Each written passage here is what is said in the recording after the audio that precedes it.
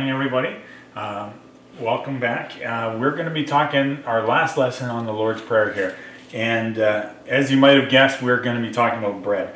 But I'm just going to take you apart in the Lord's Prayer in Matthew chapter 6, where it says, "Give us this day our daily bread."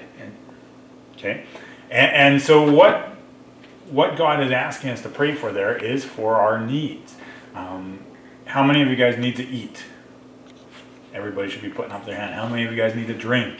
Everybody should be putting up their hand. How many of us need shelter and love and all kinds of needs that we have? And in that part of the Lord's Prayer, God is asking us to ask for those things. Ask for the things that we need. And it's a very important part to know that if you need something, if you truly need something, God is the one you can go to. God is the one you can ask for help. God is there for us. And it's a very important thing. I'm going to pull a couple more things out of this that we're going to talk about today. Because as you can see here, I don't need to pray and ask God for bread because I have a lot of bread right now. I could show you in my fridge, I could show you in my cupboards, and we have so much.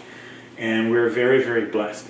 And so it leads me to two other parts that I can think of to pray about. One brings me back to thankfulness. How we need to be thankful for what we have. We do have so much. So many of us do. And if you don't, then you pray and you ask God for what you need. But when we do have much, we need to be thankful. We need to realize that it's God that's given us this much.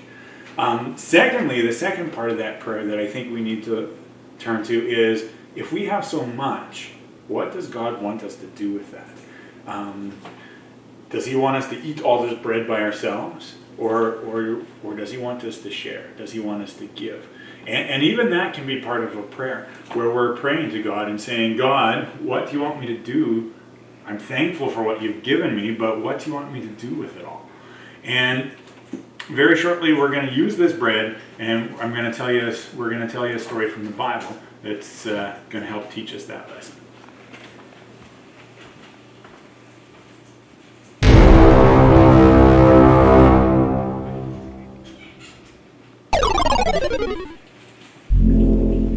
Okay, everybody in here, come on. Everybody in. Sit down, I got something to tell you. Find a chair.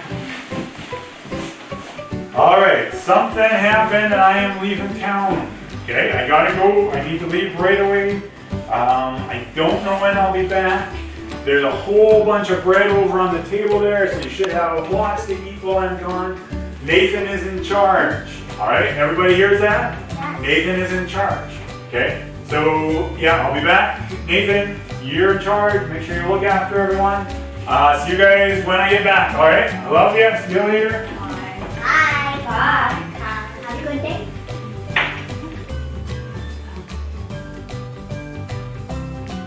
Okay, let's get some bread, I guess.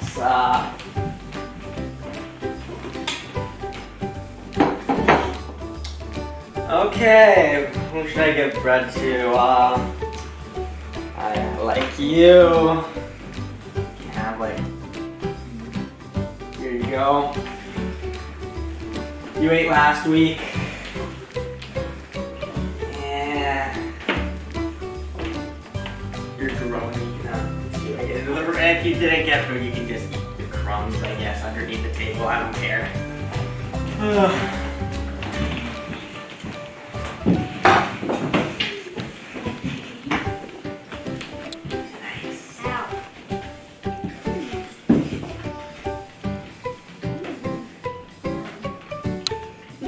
That should leave more often.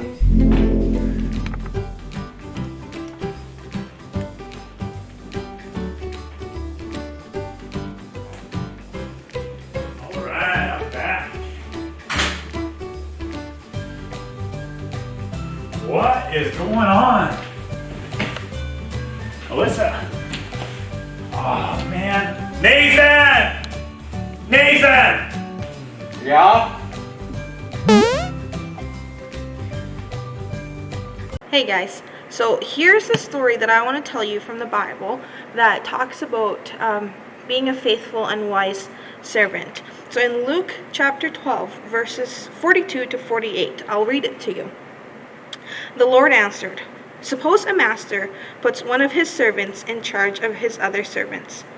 This servant's job is to give them the food they are to receive at the right time. The master wants a faithful and wise manager of this. It will be good for the servant if the master finds him doing his job when the master returns. What I'm about to tell you is true. The master will put that servant in charge of everything he owns. But suppose the servant says to himself, "My master is taking a long time to come back." Suppose he begins to beat the other servants. Suppose he feeds himself. And suppose he drinks until he gets drunk. The master of that servant will come back on a day the servant doesn't expect him. He will return at an hour the servant doesn't know. Then the master will cut him to pieces. He will send him to the place where unbelievers go. Suppose a servant knows his master's wishes, but he doesn't get ready, and he doesn't do what his master wants. That servant will be beaten with many blows. But suppose the servant doesn't know his master's wishes, and suppose he does things for which he should be punished. He will be beaten with only a few blows. Now this is the part where I want you guys to really listen. It says, "Much will be required of everyone who has been given much. Even more will be asked of the person who is supposed to take care of much." So yeah, that's the story where that scene with Nathan and the other kids are in, and that's where it relates to is Nathan was left in charge, just like that servant that the Bible was talking about. They were left in charge. They were given so much, and there was so much bread, and Nathan could have fed all of them, but in the end, he didn't do what he was supposed to do. But that's what God asks us to do. When much is given to us, much is required. When we are blessed with so much, then we can bless others too. All right, so we learned from the Lord's Prayer that God wants us to ask for what we need. When it says, "Give us this day our daily bread," when we need things, ask God. He loves it when we ask. He wants us to ask, and he loves to give. So we know we can come to God when we need something. Mm-hmm. We also need to learn how to be more thankful to God. Since He gave us so much stuff, and like food, water, and everything we need, we should always be thankful that He gave all this stuff to us. And when we have much that God has given us so much, He also wants us to give to others and to share and to learn to be better stewards of what we have. So that's all we got for you guys today, and we'll see you soon. Bye.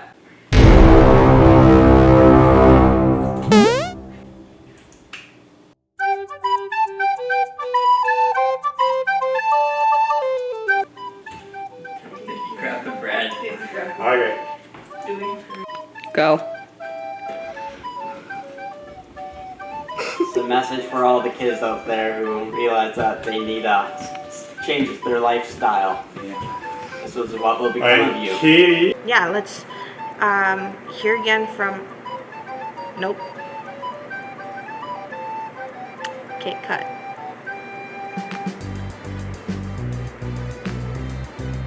What am I saying? Okay.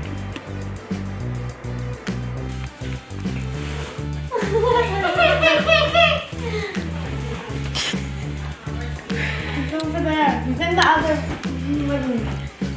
Seriously? Oh, belly button. Look at that big belly button.